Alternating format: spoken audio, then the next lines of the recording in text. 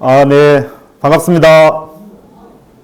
네, 오늘 금요일, 불금 저녁인데도 이렇게 또 많은 분이 참여해 주셔서 너무나 감사드리고요.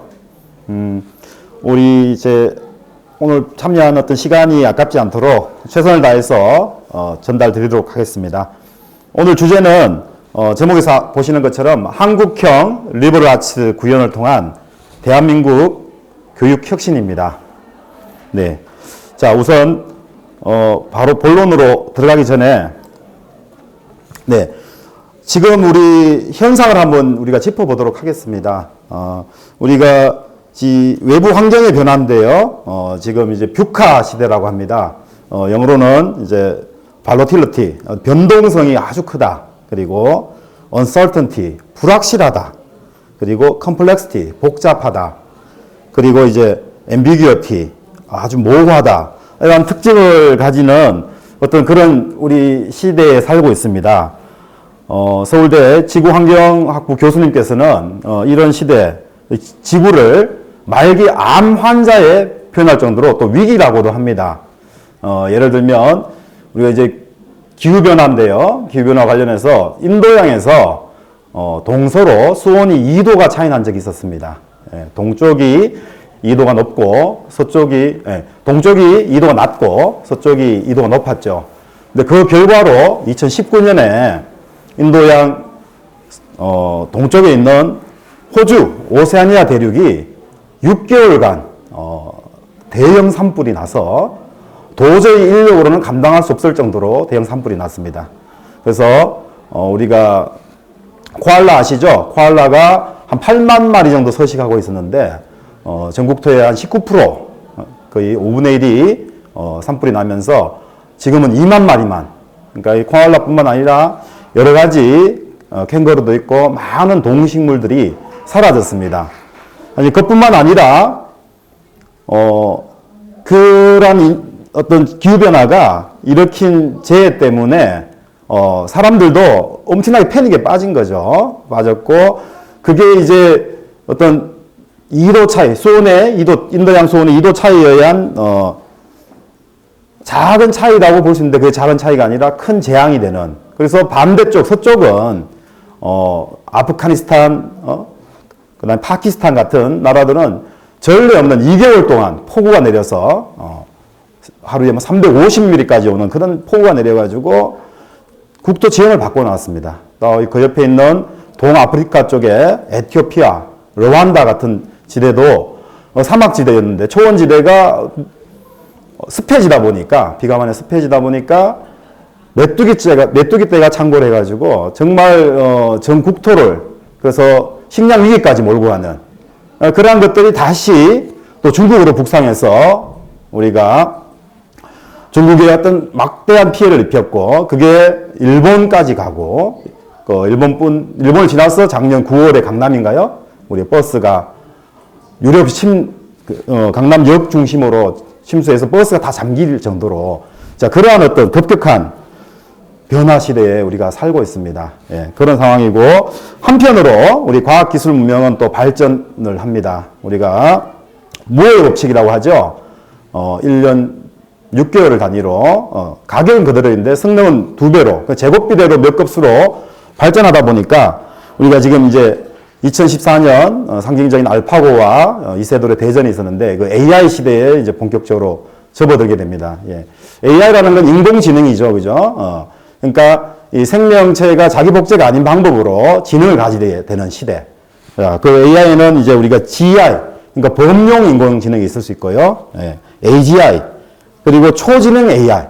이런 형태를 구분해서 볼 수 있는데, 이러한 어떤 형태는 형태에 대해서 우리가 미래학자들은 러다이트 쪽에서 비관적으로 보는 사람도 있고, 또 이론 AI 운동 쪽에서는 중립적으로 보고요. 그리고 오히려 디지털 이상주의자 쪽에서는 이것들이 세상의 모든 문제를 해결할 것이다. 이런 관점의 차이가 있음에도 불구하고 이러한 지금 일어나는 과학기술과 기후 환경의 변화는 어떤 단순계의 문제가 아닌 아주 고차원적인 복잡계의 문제를 양산하고 있고, 우리는 사악한 문제 또는 난제라고 해서 우리가 그런 상황에 처해 있는 상황이고, 이러한 상황 속에서 이제 우리 OECD는 이제 2030 비전에서 그런 이야기를 했죠. 이제 기존의 교육으로는 이러한 문제를 해결할 수가 없다. 그래서 새로운 교육 인재상이 필요하다. 그것이 이제 모든 학생이 전인적인 인간으로 성장해야 한다. 두 번째, 학생이 지니고 있는 잠재력을 최대한 발휘시켜서 문제를 해결할 수 있는 그런 인재로 만들어야 한다. 세 번째, 개인과 사회의 어떤 행복, 또 웰빙에 기초한 공동의 미래사를 구축하는 그런 인재가 되어야 한다. 이러한 상황입니다. 다시 고대로 한번 돌아가 보면, 중세로 돌아가 볼까요? 중세에 돌아가 보면, 이탈리아의 이제 볼로냐 대학이라고 있었습니다. 1088년인데, 우리가 이제 현대 대학 모델의 시초라고 알려져 있죠. 이 볼로냐 대학은, 르네상스를 선도했다. 이런 평가를 받고 있습니다. 그래서 우리가 이제 아시는 졸업생 중에 유명한 그 신곡을 적었던 단테, 알리기에르 단테, 그리고 폴란드인이 가장 존경하고 사랑하는 코페르니쿠스, 그리고 이제 독일 우리 화가죠. 알브레이트 튀러 같은 졸업생을 배출했던 학교인데요. 이 학교의 특징은 뭐였냐? 그 중세 암흑기를 이제 신과 인간의 중심에 문의 부흥을 시킨 그런 르네상스 시작을 선도한 대학의 성공 요인이었던 것으로 한 3가지 정도를 들고 있습니다. 첫 번째가 학생 중심이었다. 그때 십자군 논쟁을 통해서 이제 많은 막대한 부를 마련한 길더들이 중심이 되어서 이제 학생을 교수를 데려왔죠. 그러니까 학생 자치권이 강할 수밖에 없었죠. 학생 중심이었다. 두 번째, 길더에서 이제 많은 돈을 벌었기 때문에 기숙사, 숙식을 다 제공해 줬습니다.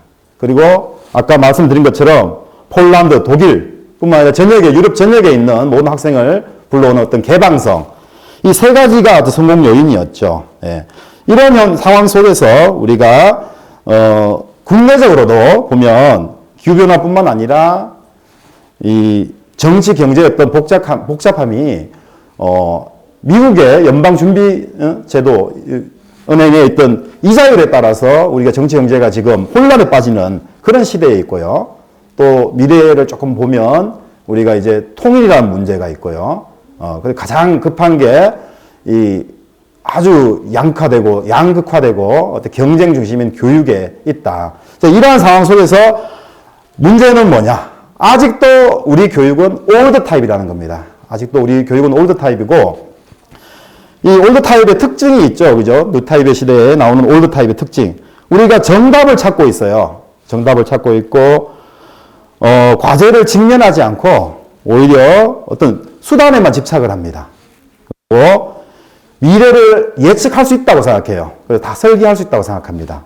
그리고 목표치만 하면 성과 지표로 관리할 수 있다는 생각을 가지고 있고요. 그리고 규모만 크면 된다. 그러니까 우리가 큰 물고기가 되면 작은 물고기를 잡을 수 있다. 이렇게 생각하는 거죠. 네.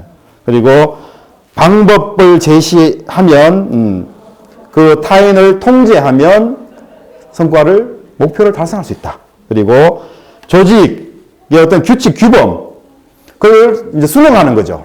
비판 없이 수능하는 그런 특징. 그리고 안주하죠. 이렇게 되는 어떤 그런 올드 타입의 교육이 지금도 이루어지고 있다. 예, 지금 이제 수시 때문에, 수시 면접 끝나고 이제 정시 모집, 수능 끝나고 정시 모집 때문에 여러 가지 논술 고사장, 가까이 신촌에 있는 서강대만 제가 가봐도 수만 명이 몇 자리를 차지하기 위해서 몰려드는 현실입니다. 교통체증까지 일으키면서 그런 올드 타입이 지금도 진행형이다.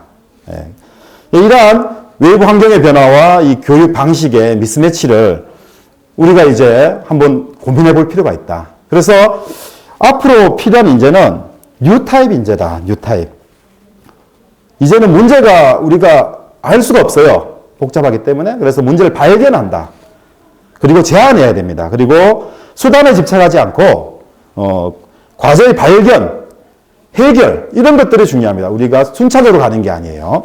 그리고 미래를 만들어내는 거죠. 우리가 미래는 3가지가 있죠. 우리가 바람직한 미래가 있고 그리고 가능한 미래가 있고 우리가 그럴듯한 미래가 있다고 칠 때 우리는 바람직한 미래를 만들 수 있는 인재가 이제 필요하다.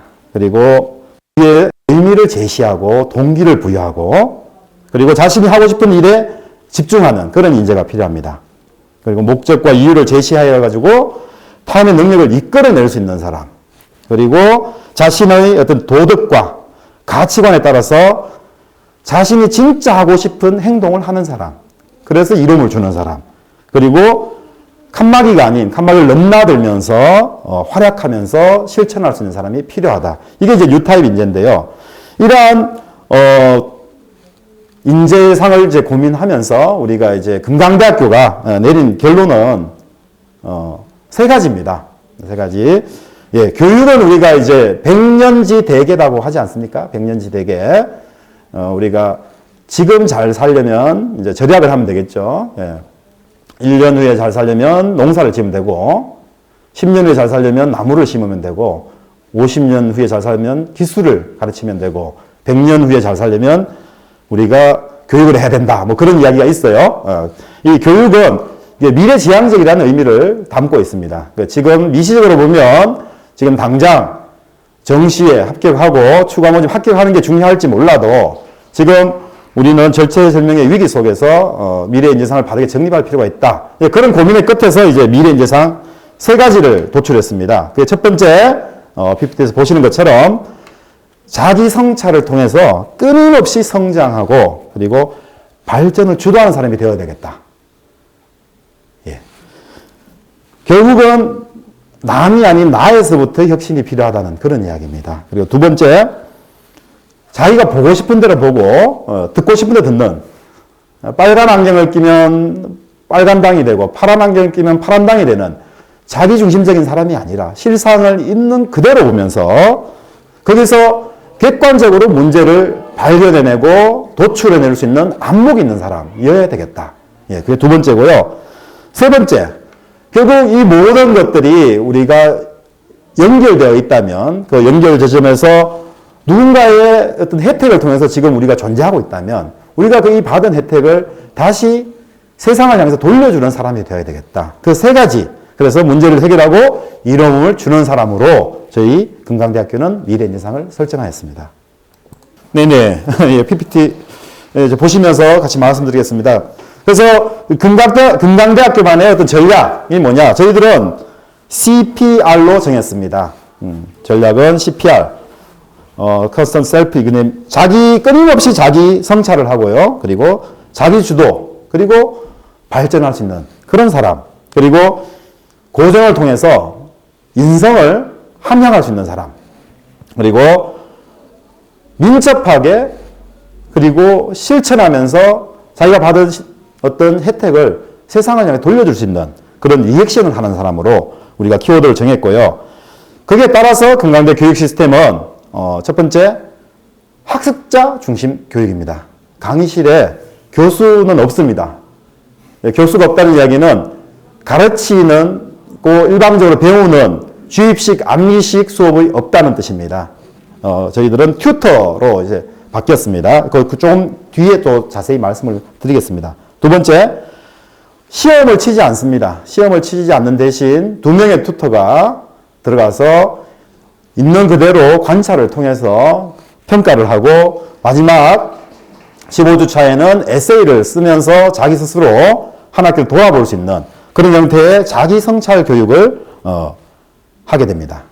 두 번째, 인성과 관련하여 저희들은 전원 1인 1실 기숙사를 지금 사용하고 있습니다. 그래서 그 생활적인 측면이 사실은 배움의 측면보다 더 선행이 되는데요. 그러면서 그 인성 중심의 생활 교육을 이제 실시하게 됩니다. 그리고 고전 100권 플러스 알파인데요. 한 30권 정도 더 추가가 됩니다만 이 텍스트 중심의 교육을 하게 되는데 이 텍스트 중심의 교육의 기본적인 어떤 큰 틀은 뭐냐면 우주가 어떻게 해서 이제 탄생을 했는지 그리고 생명은 어떻게 해서 진화했는지 그리고 이 문명사는 어떤 형태로 발전했고 우리의 또 한국사, 역사는 어떻게 변천했으며 거기에 개인의 심리는 어떻게 작동하는지 등에 관한 텍스트가 됩니다. 그리고 그러한 정보들을 정보 구조화 교육을 통해 가지고 좀 더 정교하게 받아들이는 그런 교육을 하게 되고요. 그와 동시에 이제 교양, 9대 영역에 걸쳐서 교양 교육을 하게 됩니다. 마찬가지 리액션과 관련해서는 실천 중심 교육이고요. 여기는 함께 생활하는 공생, 그리고 전체에 이바지하면서 스스로 자긍심도 느끼는 나도 좋고 남도 좋고, 그리고 지금도 좋고 나중도 좋은 그러한 세상을 만드는 그런 인재 교육, 실천 중심 교육이고요. 100% 토론, 토의식 교육이다, 이렇게 보시면 됩니다. 저희들이 이제 뒤에서 말씀드리겠지만 회향 토론이라고 명칭을 붙였습니다. 그리고 현장 참여 중심 교육이다. 우리가 무문현답이라고 하는데요. 우리의 문제는 현장에 답이 있죠. 지금 여러 가지 문제들이 현장을 무시한 채 일어나는 많은 정책들 때문에 고통을 겪고 있다, 이렇게 보고 저희들은 철저하게 현장 중심 교육을 실천할 것입니다. 이러한 전략을 바탕으로 금강대학교의 인재상을 도출해 보았습니다. 금강대학교 인재상은 3가지입니다. 정심, 바른 마음이죠. 그리고 정견, 바른 견해입니다. 그리고 정행, 바른 실천입니다. 자, 여기서 바른 마음이란 게 뭐냐? 그것은 참 자아를 확립하는 겁니다. 우리가 자아에 대해서, 자신이 가장 주관적인 자아에 대해서 객관적으로 알고 있는 사람들이 많지 않다는 심리학자들의 통계에 따를 때, 우리는 우리 스스로를 제대로 볼 수 있는, 그러니까 외부의식에서 내부의식으로, 내부의식에서 심내부의식으로, 그리고 무의식까지 관통하는, 그래서 이 내가 생각했던 내가 아님을 알게 되는 그런 성찰 및 자기 관리를 우선적으로 실천할 것입니다. 두 번째, 정견입니다. 실상을 있는 그대로 봐야 되는데 거기에 선입견이라든지 편견, 베이컨이 말했던 우상을 통해서 세상을 보다 보니까 여러 가지 오해와 갈등이 많습니다. 그런 부분들을 실상을 통해서 통찰하는 인사이트, 그 내면의 어떤 깊이까지 다 볼 수 있는 그런 자기를 성찰하는 인간을 만들기 위해서 우리가 이제 정견에서 통해서 이제 논리적 사고력도 기르고요, 통합적인 지식도 생성하고, 그리고 정보 활용 및 소통도 할 것입니다. 3번째, 정행입니다. 정행은 결국 나와 너가 다르지 않음, 그죠? 자타불이 또는 기독교의 사랑, 다 마찬가지입니다. 내가 받은 혜택을 타인에게 실천함으로써 그 기쁨을 느낄 수 있는 정행. 그래서 이제 변화에 대응하면서 글로벌한 마인드도 키우고 도전 정신을 키워주는 이 3가지가 이제 금강대학교의 인재상이라고 보면 되고요. 이걸 이제 한마디로 하면 여기서 보시는 것처럼 세상을 바로 보는 자비와 지혜를 갖추고 실천하는 인재다, 이렇게 되어 있습니다. 예. 여기서 이제 딱 보시면 여기 이제 가운데에 보면 어지린자가 있어요. 이제 어지린자에 대해서 조금만 더 말씀을 드리면, 이 어지린의 의미가 뭐냐? 여기 보시면 사람이 있죠, 그죠? 사람이 있고, 사람이 이제 2명이 있으면 이제 관계가 생기는 거잖아요. 이 첫 번째 해석은 사람의 관계 속에서 이제 서로 소통하는 것. 이게 이제 어지린자의 의미라고 할 수 있겠죠. 거기에 또 나아가서 이 2개의 막대기 사이에 이제 사람인자를 집어넣으면 하늘과 땅 사이에 의존해 있는 모든 존재에 대해서 우리가 통찰한다, 이렇게 또 말씀드릴 수가 있어요. 그렇게 드릴 수가 있고, 3번째, 인자를 쓰고 그 위에 짝대기 하나, 그리고 그 위에 하나 더 올리면 천자가 되죠. 천. 예. 하늘의 어떤 문제까지도 우리가 고민한다, 그런 의미가 되고요. 또 다르게 했으면 사람인을 두고 하나 쓰고 옆에다 하나 쓰면 대한민국이다, 그런 의미도 우리가 해석할 수가 있어요. 다양하게 해석할 수 있습니다. 그래서 여기서 드리고 싶은 말씀은 우리가 공자가 말했던 인의 의미에 한정하지 않는다. 그 또 포함하는 그보다 훨씬 더 큰 개념이고 이 지구의 어떤 위기도 해결할 수 있는 그런 정신이다, 이렇게 우리는 규정을 하였습니다. 예. 그런 어떤, 인재상 속에서 저희들이 인문과학부, 다른 말로 이제 뿌라마나 학부라고 하는데요. 여기서 보시면, 인문의 인자, 그죠? 그러니까 어질 인자예요. 그죠? 문자는 물을 문자예요. 자, 요게 좀 차이가 있죠. 왜 어질인의 물을 문이냐? 예. 방금 말씀드린 어질인의 정신을 이제 문이잖아요. 그죠? 듣습니다. 들을 문자. 그리고 또 그 문 속으로 들어가는 겁니다. 그런 의미가 있고요. 그리고 그 밑에는 이제 입구자잖아요. 그죠? 토론하는 거예요. 토의하는 거예요. 왜? 나를 포함한 전체는 나보다 낫고 집단 지성이 아니면 이제 해결할 수 없는 난제가 많다는 앞에서 말씀드린 그런 부분 때문입니다. 그렇게 해서 인문과학학부가 이제 이렇게 저희들이 개설을 했습니다. 개설했고 여기서 드리고 싶은 건 정심, 정견, 정행 그런 그 3대 가치를 이제 체득한 사람이 우리가 점진적으로 인재가 된다 이렇게 보고요. 이 사람을 위한 교육 설계 방식이다 이렇게 볼 수가 있고요. 자, 여기 보시면 교육 방향은 그래서 1학년 때는 기본입니다. 기본은 우선 참 자아를 확립하는 게 필요하다. 예, 그리고 두 번째 2학년, 3학년 과정이 되겠죠. 한 3학년 1학기까지 진행이 되는데 여기서는 실상을 통찰하는 겁니다. 통찰하는 그런 교육 설계 과정이 되겠고요.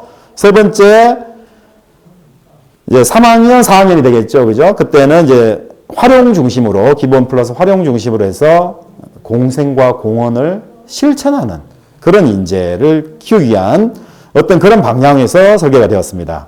그래서 이제 중점 가치가 정심, 정견, 정행인데 이 정심, 정견, 정행이 일종의 삼위일체의 개념으로 보면 좋겠어요. 근데 1학년 때 정심 쪽에 약간 치우쳐 있고 그 다음에 2학년 때는 3학년 때는 정견, 3, 4학년 때는 정행이 조금 더 비율이 높다. 이렇게 이해해 주시면 좋을 것 같습니다. 그래서 여기서 이제 던진 핵심 질문이 뭐였냐. 이게 1학년 기본 과정에서는 우리는 어디에서 왔고 나는 누구인가. 여기에 대한 성찰이 필요하겠다. 예. 그리고 두 번째 이제 2, 3학년 때는 우리는 세상을 어떻게 바라볼 것인가. 예, 그러한 문제. 그리고 세 번째 우리는 어떻게 더불어 살 것인가. 예, 그러한 문제들이 핵심 질문이 되겠습니다. 이러한 핵심 질문 속에서 공간과 시간 속에서 어떤 역사성, 그래서 이제 지식 영역이 어떻게 태동을 했고, 그리고 어떻게 변천을 했고, 그리고 그에 따라서 미래를 우리가 어떻게 만들어 갈 것인가, 우리가 어떤 실천을 통해서 미래를 열 것인가 하는 것들이 우리 교육 설계의 방향에 녹아 있다고 보시면 됩니다. 그래서 교과목은 이 교과목 명칭인데요. 명칭은 이렇게 씁니다. 저희들이 그냥 선한 마음이에요. 선한 마음 1, 선한 마음 2 이렇게 나갑니다. 그리고 인간 1, 인간이 이런 식으로 나가고요. 마찬가지 종교, 역사, 정치, 경제, 문화예술, 교육복지, 과학기술 이런 영역별로 우리가 교과 과정을 설계했습니다. 왜 이렇게 설계를 했느냐? 지금은 아시다시피 하나의 전문 지식 가지고 해결할 수 있는 그런 문제들이 없습니다. 거의 없다고 봐야 됩니다. 개인적인 문제가 아닌 한에는. 그래서 이 도메인 어떤 난리지, 그러니까 영역별 지식이 필요하고 그 영역별 지식 속에서 우리가 얼마나 소통하고 화합할 수 있느냐, 네트워킹 할 수 있느냐 그런 역량이 중요하기 때문에 이러한 어떤 방식으로 교육 설계가 되어 있다 이렇게 말씀드릴 수가 있겠습니다. 이를 바탕으로 저희 이제 요걸 좀 더 이제 가로축, 세로축으로 이렇게 쭉 저희들이 좀 더 말씀을 드리면요. 일단 이제 가로축이죠. 가로축이 우리가 이 시공간적인 어떤 문명사에 기반한 변천사가 이제 단계별로 심화된다 이렇게 보시면 되고요. 그리고 이제 세로축에서는 9대 교과 영역, 우리가 다른 말로 이제 우리 시스템을 369 시스템이라고 하는데 9대 교과 영역으로 우리가 이렇게 인간부터 공헌까지 이렇게 나눌 수가 있고요. 여기에 원점은 근본적인 부분은 이제 선한 마음입니다. 여기서 우리가 상정했던 인에 대한 어떤 교육이 원점이고요. 그래서 개인과 사회, 국가, 세계 지금 보여지기에 이제 저희들이 이게 평면으로 보여드렸지만 이러한 것들이 상호 연관되어 있다고 이렇게 보시면 됩니다. 그리고 이게 순차적으로 가는 것이 아니라 때로는 거꾸로 하기도 하고 뛰어넘기도 하는 그런 형태의 어떤 창발적 교육이다, 교육과정이다. 이렇게 보시면 좋겠습니다. 자, 그 다음 이제 우리가, 교양 교과목 개설안인데요. 요, 지금 아닌데, 요걸 이제 어떤 식으로 우리가 전공과 교양으로 이제 나누어서 배치를 했냐, 그걸 좀 말씀드리겠습니다. 우선 이제 기본 7대, 기본적인 7대 영역입니다. 공생공원은 이제 3, 4학년 때를 뺐기 때문에 선한 마음부터 이제 과학기술까지가 이제 기본 7대 영역이라고 할 수 있는데요. 여기는 이제 6학기 동안 저희들이 배치를 했습니다. 1학년, 2학년, 3학년이 보시는 것처럼 이제 3학년 1학기 때까지 주로 배치가 되고요. 때로 이제 어떤 것들은 4학년 1학기까지 배치되는 것도 있습니다. 예를 들면 이제 문화예술이라든지 교육복지 부분, 실천 영역과 관련이 있다고 봤기 때문에 그렇고요.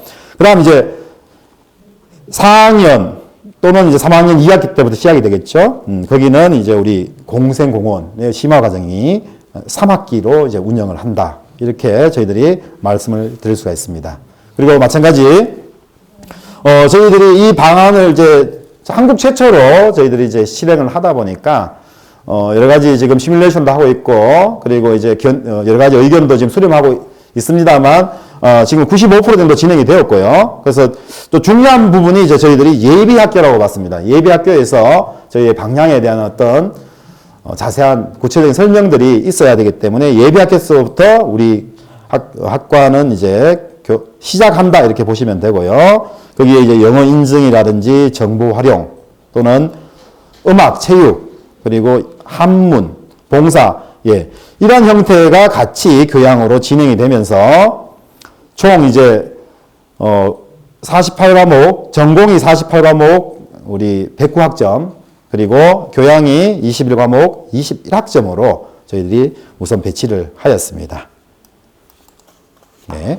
자, 그리고 좀 더 이제 보시면 특징이죠. 공생공원 어떤 프로젝트 기반 어떤 교육 과정이다. 이렇게 이제 말씀을 드릴 수 있는데요.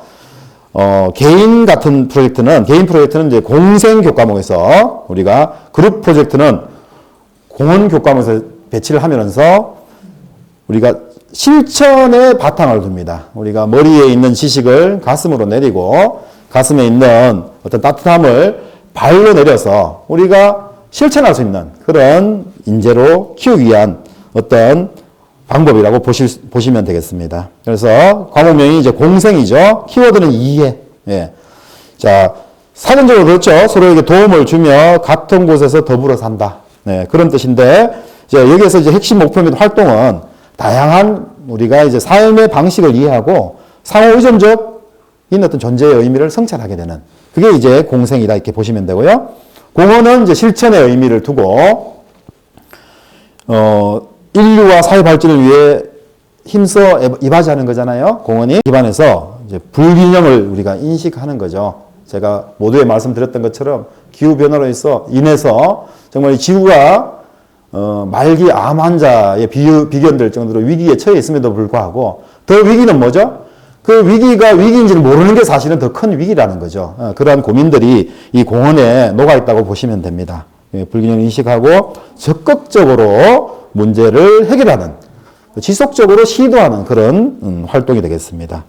그래서 우리가 이제 프로젝트 주제는 여러 가지가 있을 수 있는데, 예를 들어서 사회문화 연구라든지 그런 것들을 통해서 여러 가지 사회 문제, 현안 이런 것들 속에서 주제를 뽑아내게 되고요. 그것은 진로와 연결 지어집니다. 결국엔 지금은 단편적인 지식이 중요한 게 아니라 얼마나 커뮤니티를 통해서 네트워킹 그 속에서 또 살아있는 지식을 배우는 것도 중요하기 때문에 그런 부분들이 공헌, 공생에서 녹아있다 이렇게 보시면 됩니다. 그래서 3학기에 걸쳐서 이 종류, 두 가지 종류의 있던 장기 프로젝트를 이제 설정하게 되는데요.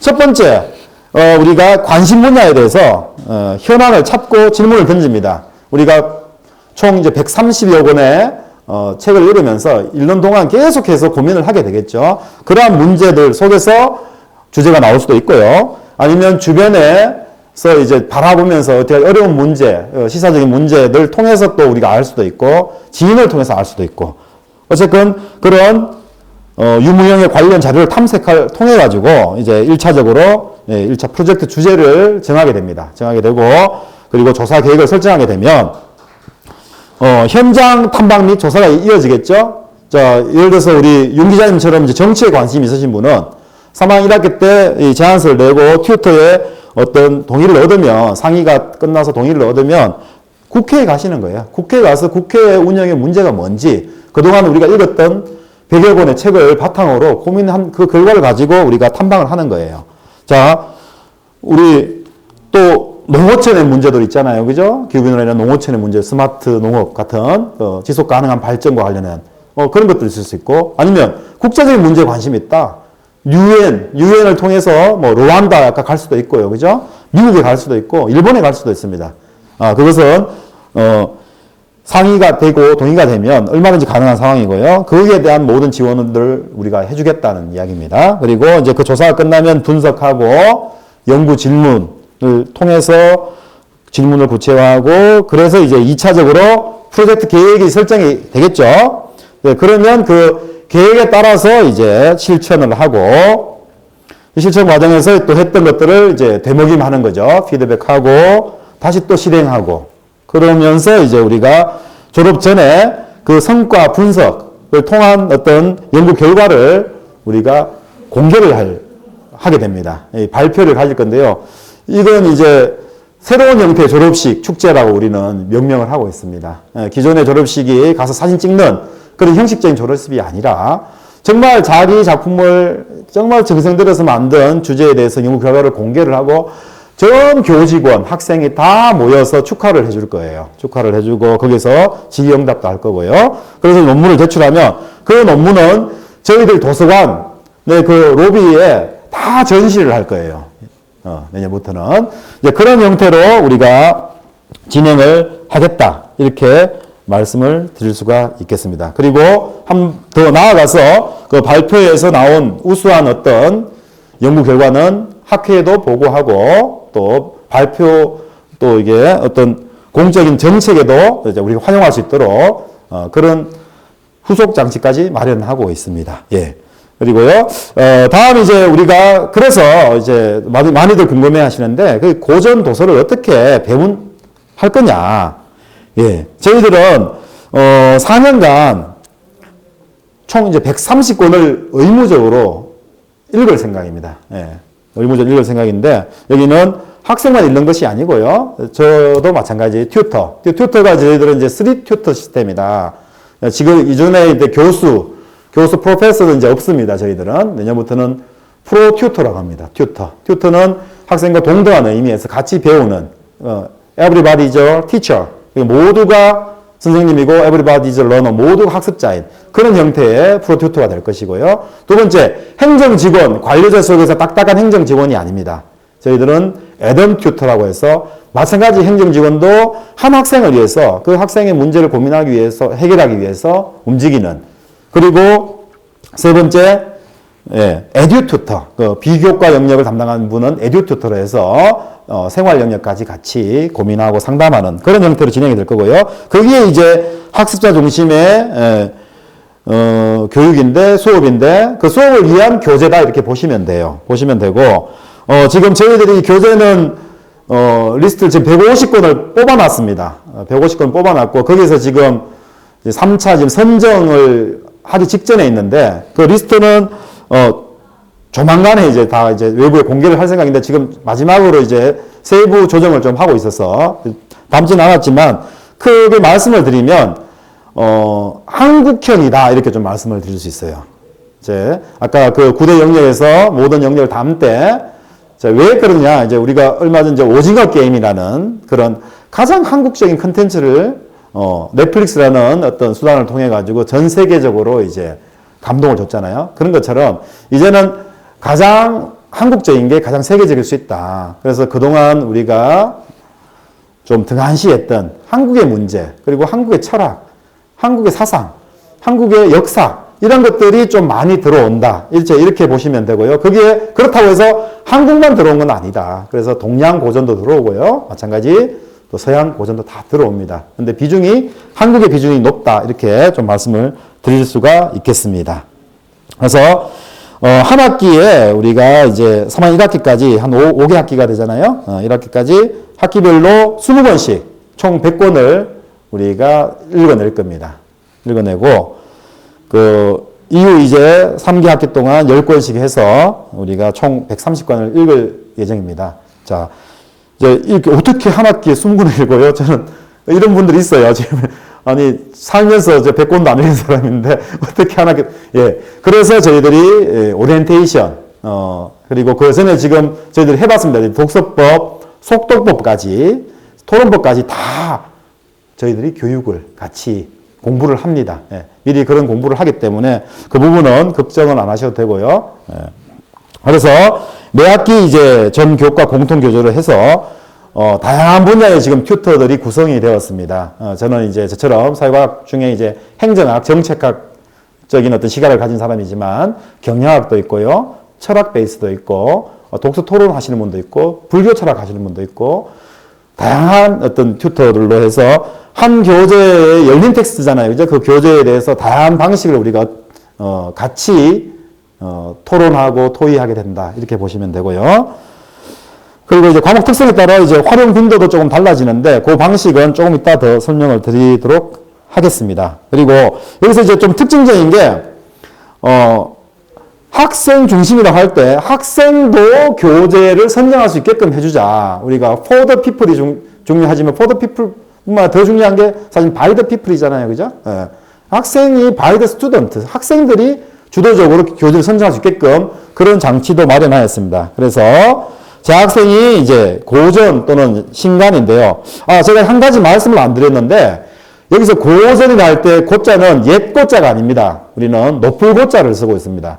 그래서 옛 것 중에도 이제 가치가 있는 건 고전이지만 신간으로 나온 책들 중에서도 정말 인류의 어떤 지적인 향상에 영향을 준 좋은 책들이 많거든요. 그런 책들도 우리가 얼마든지 가능하다. 예, 그렇게 되고요. 그래서 재학생이 고전과 신간을 통해 가지고 결정을 하면 3학 1학기 때 튜터 한 명과 학생 한 명이 같이 이야기를 합니다. 그래서 그 책에 대해서, 교재에 대해서 튜터 회의에 매주마다 열립니다. 올리면 그 튜터 과반수의 동의를 얻으면 이제 교재를 선정하는 그런 절차를 밟게 됩니다. 그리고 이 재학생 추천 도서가 이제 우리가 사실 책이라는 건 저도 뭐 책을 지금 쓰고 있지만 사실은 지금 3년째 쓰고 있거든요. 그러니까 우리 에어비앤비 같은 거 있죠, 그죠? 에어비앤비도 있고 뭐 우리가 우버 이런 것도 있잖아요. 이거 지금 엄청나게 빠른 속도로 이제 호텔 업무도 이렇게 장사할 수 있는 그런 시대에, 공유경제 시대에 뭔가 자기 어떤 지식 너무 빨리 변하기 때문에 그런 변한 지식을 이제 최고로 다 커버를 할 수 없기 때문에 계속해서 이제 업데이트를 시켜야 되겠다. 업그레이드 시키는 그런 절차로 우리가 개편 주기를 수시로 연 10% 이내에서 보완적으로 마련을 했습니다. 그래서 여기서 마찬가지 튜터 2명과 이제 학생이 접수를 하면 튜터 회의와 공청회를 통해서 선정을 하는 방식으로 개편이 되게 됩니다. 예. 이런 형태로 고전 도서를 배분하게 되고요. 그리고 이제 수업 설계안인데요. 지금 이제 15주차가 이제 진행이 되고 있는데 여기서 보면 이 금강대학교만의 이제 독서 토론법을 저희들이 이제 명칭을 했습니다. 그것이 뭐냐, 이제 회향 토론이라고 하는데, 회향. 이제 우리 불교 용어긴 한데, 이것은 이제 보편적 용어라고 보셔도 될 만하다, 이렇게 봐서. 회향의 원래 뜻은 이런 겁니다. 이제 자기가 닦은 공덕을, 타인이죠, 그죠? 예, 타인, 다른 뭐 중생이나 자신에게 돌려준다는 뜻입니다. 그래서 우리가 여러 가지 토론법들이 많이 있어요.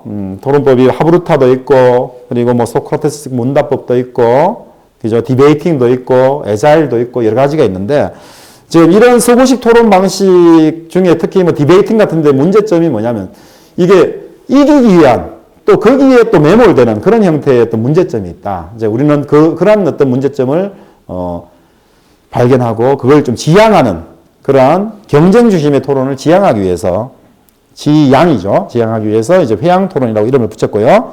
이는 상호 신뢰 속에서 경청을 통해서 각자 좋은 생각을 함께 이제 보강하고 상호 도움을 주는, 그래서 플러스 시키는, 그죠? 우리가 이제 지금 많은 비판들이 있습니다. 근데 이 부정 위에 비판을 하게 되면 결국은 파괴가 되더라고요.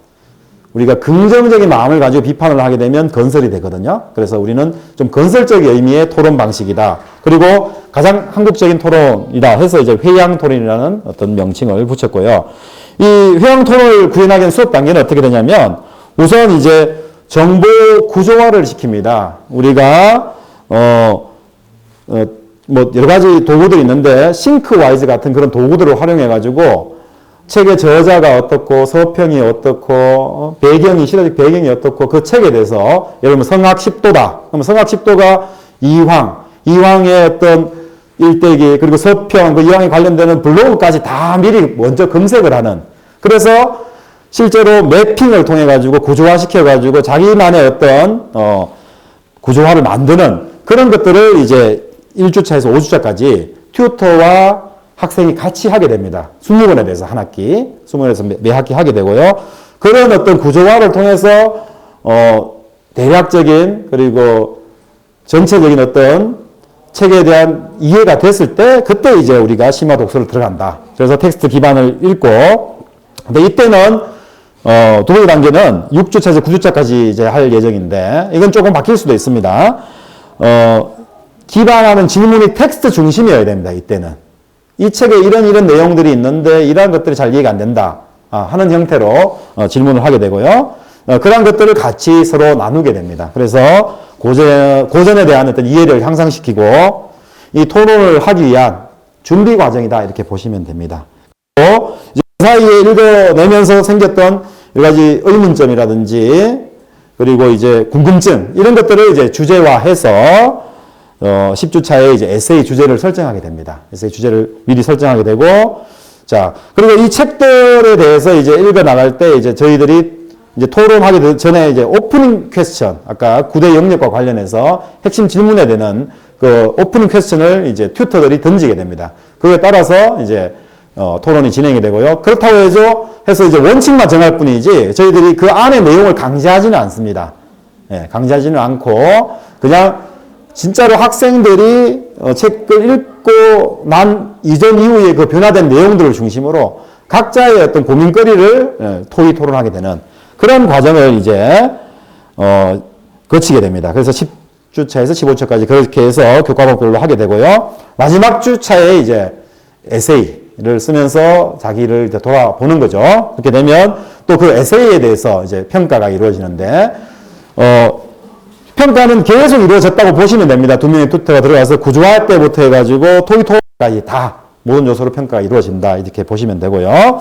자, 그 다음 이제 거의 다 끝나가는데요. 이제, 그러면 이러한 어떤, 인재들이 지금 대학 평가도 받아야 되고 한데, 어떻게 취업할 거냐. 예, 그러한 고민들. 예, 그게 아주 현실적인 고민이죠. 예, 우리가 이상은 멀리 보되 발은 현재에 있기 때문에 예, 저희들도 그런 고민을 많이 했습니다. 근데 이제 그 전에 먼저 말씀드리고 싶은 건 이제 우리가 아키타 대학이라고 있어요. 일본에 있는 아키타 대학인데 이 대학가 이제 일본에서 취업률이 거의 100%에 가깝고 100%에 가깝고 사실 동경대를 포기하고 갈 정도의 대학이라고 합니다. 지방 소재 대학인데도 불구하고 이제 그 대학은 취업에서 한마디도 하지 않는다는 거죠. 관계자가 하는 이야기는. 예. 예, 그런 어떤 우리가 의미를 좀 되새겨 봐야 된다. 마찬가지죠. 미네르바 대학. 그죠? 학교 강의실 공간이 없어요. 그럼에도 불구하고 하버드보다 더 들어가기 힘든 학교예요. 마찬가지 같은 맥락에서 미국의 대학이긴 한데 시카고 대학 1926년인가요? 5년인가요? 허친스 플랜을 통해 가지고 고전 100권을 읽지 않으면 졸업시키지 않겠다. 그런 대학이죠. 그런데 노벨상은 가장 많이 받았죠. 단기간에. 예, 밀턴 프리드만을 위시한 시카고 학파가 있잖아요. 그죠? 그 정도로 그런 대학들, 그리고 세인트 존스, 우리가 벤치마킹을 했던 세인트 존스 같은 대학들. 이런 대학들이 취업률이 거의 뭐 90% 이상이에요, 다들. 예, 그런 것들을 우리는 좀 봐야 된다. 예, 그래서, 자, 우리가 앞에 제가 말씀드렸잖아요. 뷰카 시대이기 때문에 이제 가능한 거예요. 만약 이게 저희들이 이게 조선시대에 했거나 아니면 1950년대 했거나 70년대 했으면 이거 진짜 불가능한 이야기예요. 말이 안 되는 이야기입니다. 그때는 모방적 인적 자본이잖아요. 그죠? 그죠? 빨리 모방해서 따라잡는. 그래서 아주 성실하고, 그리고 착하고, 일 잘하는 사람이 필요한 그런 세상에서는 이렇게 하면 난리 나죠. 그러면 난리 나는. 하지만 지금은 그렇지 않다는 거죠. 우리가 선진국에도 들어왔고, 정말 일어나는 모든 문제를 알 수 없는, 문제가 뭔지 모르는 게 문제라는 거죠. 이러한 시대에서는 역량이 가장 중요하다. 그래서 우리가 고전을 100권 또 30권, 130권 읽고, 그리고 에세이를 쓰고, 여러 가지 고민을 했기 때문에, 이제 만능 키를 우리가 가지게 된 거예요. 만능 키를 가지고 우리는 어디든지 갈 수 있다.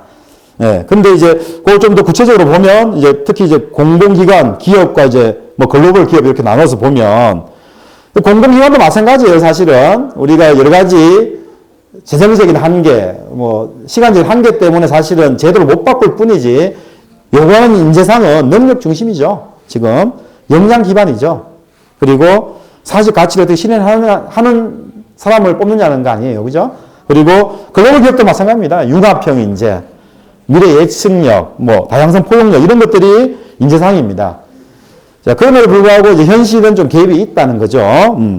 그래서, 특히 우리가 지금 현실적으로 다시 돌아와서 보면, PSAT라는 그런 과목이 있어요. 그 2004년에 외무고시부터 들어왔는데, 그 PSAT가 이제 Public Service Aptitude Test, 그러니까 공직 적격성 시험이에요. 공직 적격성 시험인데, 실제로 이제 기존에 있던 학력고사를 대체하는 거죠. 옛날에, 외무고시 1차 시험, 객관식 시험을 대체하는 시험이었는데, 이러한 시험들은 보면, 절반이 문제죠. 문제 속에 답은 있는데, 문제가 엄청 길죠. 텍스트가. 그리고 그 문제를 푸는데 2분밖에 안 주죠. 그래서 역량이 없으면 이 성취도 검사가 아니기 때문에 풀어낼 수 없는 그런 어떤 교육이죠. 그게 이제 미트, 디트, 리트 같은 종류의 자격증 시험이 다 그렇다, 이제. 마찬가지 삼성의 SSAT 같은 것도 마찬가지죠. 이제 거기도 지금 역량을 이제 중시 여긴다.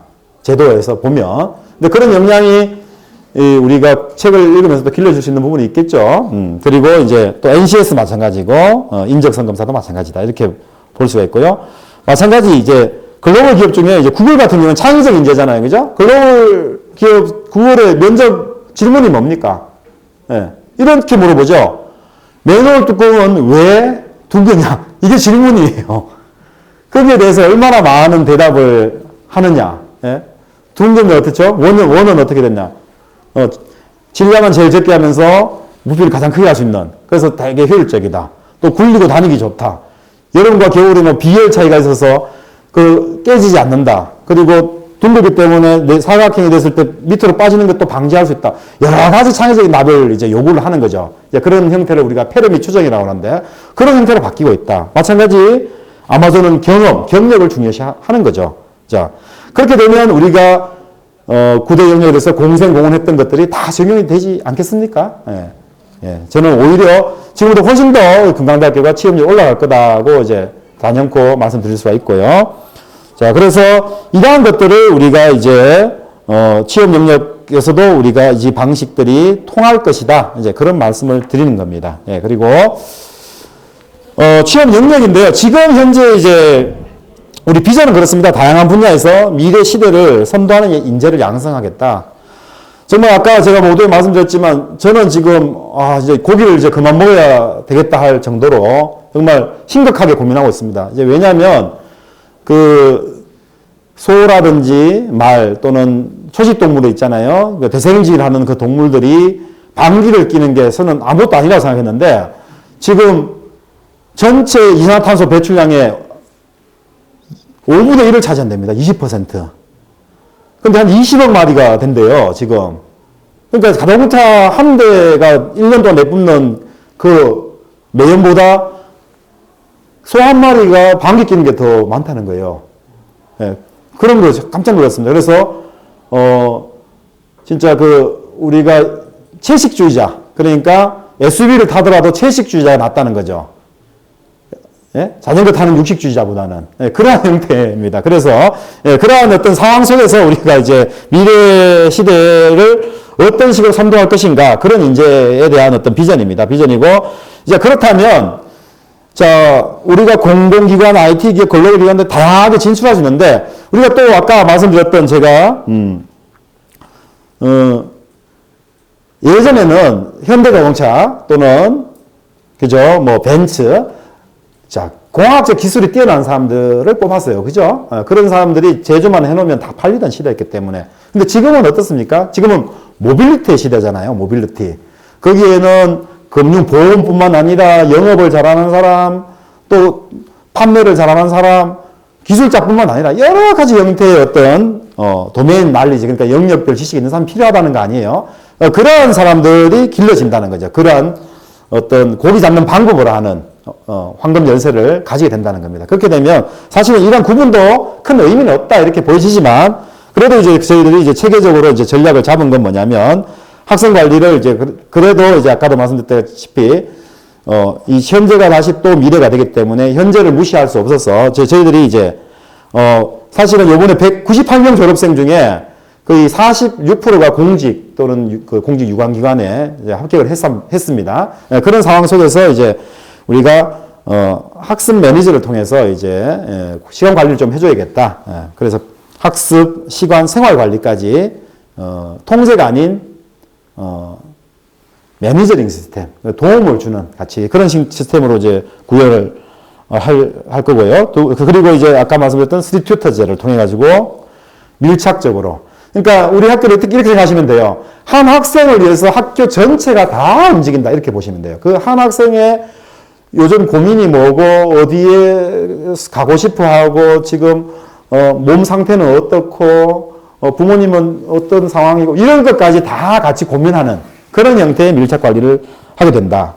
그렇게 해서 이제 우리가 성공과 실패 경험을 공유하면서 동기도 유발하게 되고 그런 걸 통해 가지고 지속적으로 환류하는 그런 시스템을 우리가 이제 구축을 하였습니다. 그리고 두 번째, 저희들이 이제 얼마 전에 작년부터죠. 알라바마 주립대하고 2+2 과정에서 2년은 우리 학교에서 하고 2년은 알라바마 가면 지금 환율 1,200원 정도 하면 약 7천만 원 정도 되더라고요. 저희들 다 무상으로 지원해주고 있습니다. 그걸 운영하는 이유는 이제 뭐냐. 글로벌 인재를 양성하기 위한 겁니다.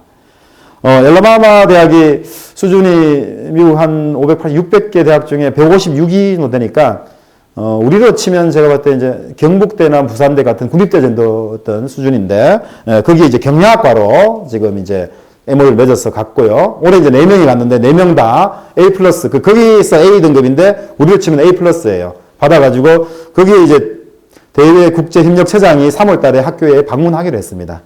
그래서 더 확장을 시킬 거예요. 저희들 교과 과정을. 그리고 행정학 쪽은 이제 케인대하고 95%는 진행이 돼가지고 세부 과목을 좀 조율하고 있는데 뉴욕에 있습니다. 거기 약간 수준이 약간 우리보다는 좀, 아까 엘바마는 좀 떨어지긴 하지만 어쨌건 행정학 쪽에서는 케인대하고 지금 성사 직전에 있다. 이렇게 말씀을 드리고요.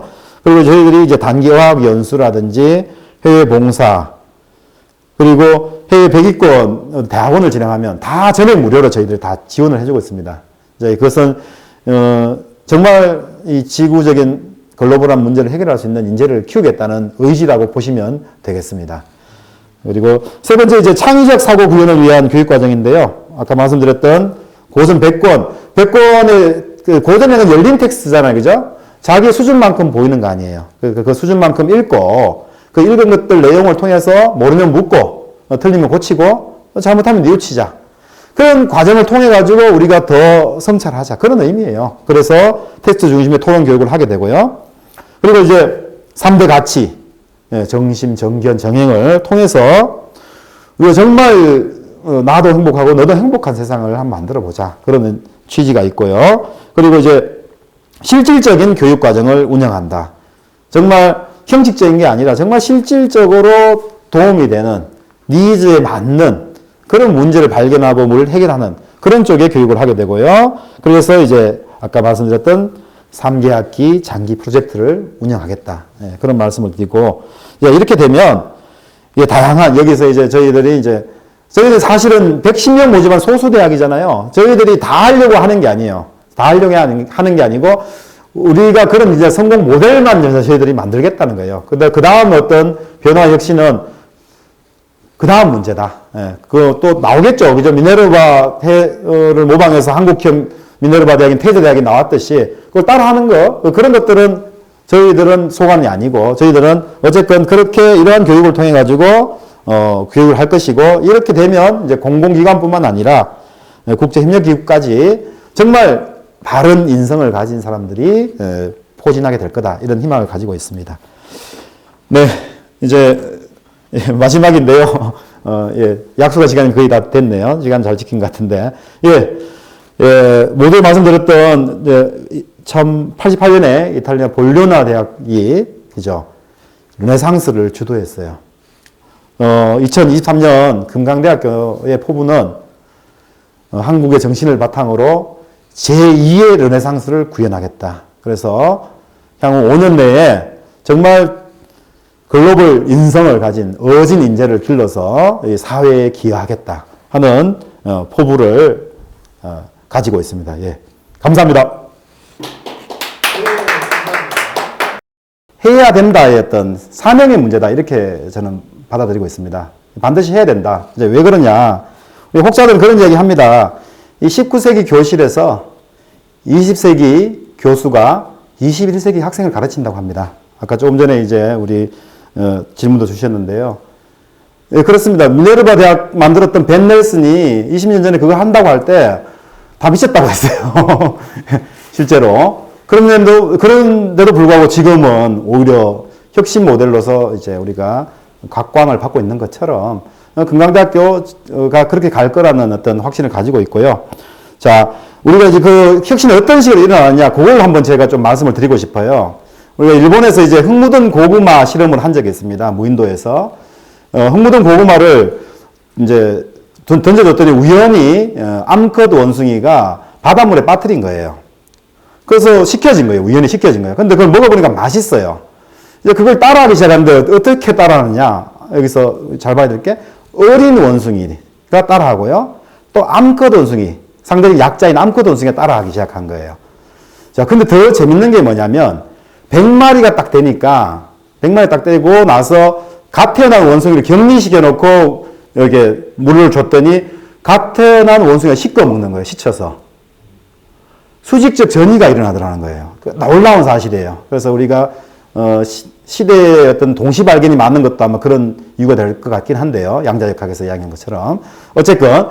근데 또 재밌는 건 뭐냐면 그 섬이 한 3분의 2가 되었을 때 이제 다른 섬에 가서 실험을 했어요. 근데 재밌는 사실이 그 섬은 바로 씻겨 먹는 거예요. 씻어 먹는 거예요.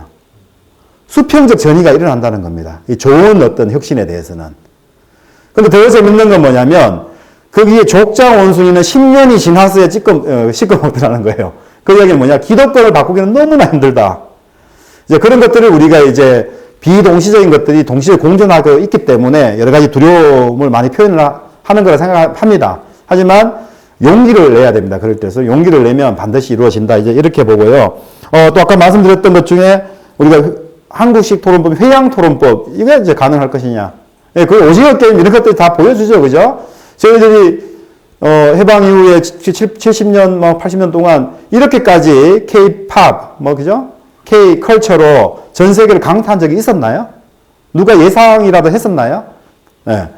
그렇습니다. 이게, 저는 이 시대가 준비된 시대다. 이제는 K-필라스피로, 또는 K-에듀케이션으로 전 세계에 우리 정신을 알릴 필요가 있다. 거기에 마중물 역할을 하겠다. 그게 이제 회양 토론이다. 네, 그런 말씀을 드리고요. 아까 최영섭 선생님 말씀하신 것처럼 저희들이 빨리 후속 모델링을 해가지고 학생들에게도 우리가 전파하도록 그렇게 하겠습니다. 그리고 튜터, 아까 교수가 없는 저희들은 위무의 교육입니다. 위무의. 그러니까 무의자연에서의 위무의 교육이다. 우리가 한번 생각해 보십시오. 우리가 여기까지 오기까지 사실은 공부해라 한다고 공부해가지고 여기에 오신 분 몇 명이나 있습니까? 그래서 성공한 사람 몇 명이나 있습니까? 다 비언어적인, 또 누군가를 보면서 따라하면서, 그래서 또 내면에서 나오는 어떤 동기부여로 여기까지 오지 않았나요? 저는 교육은 안에서부터의 개혁이고 안에서부터의 혁신이라고 생각합니다. 그 문제가 해결될 때 세상을 바르게 볼 수 있고 그 세상을 향해서 우리가 되돌려 줄 수 있다. 그렇게 보거든요. 그런 교육의 시작이 우리 이제 금강대학교다 이렇게 말씀을 드리고 싶고요. 우리가 이제 탈무드에 그런 이야기 나오잖아요. 네. 승자는 행동으로 말을 증명하고 이제 패자는 말로 행동을 변명한다. 뭐 이런 이야기가 있는데요. 제가 선봉에 서서 한번 우선적으로 제 행동으로 말을 증명해 드릴 테니 여러분들이 많은 관심과 지지 그리고 주변에 아까 젊은 원숭이 또는 암컷송이처럼 열려있신 분들에게 좀 많이 전파해 주시면 더 큰 힘이 될 것 같습니다. 네, 경청해 주셔서 너무나 감사드립니다. 네, 감사합니다.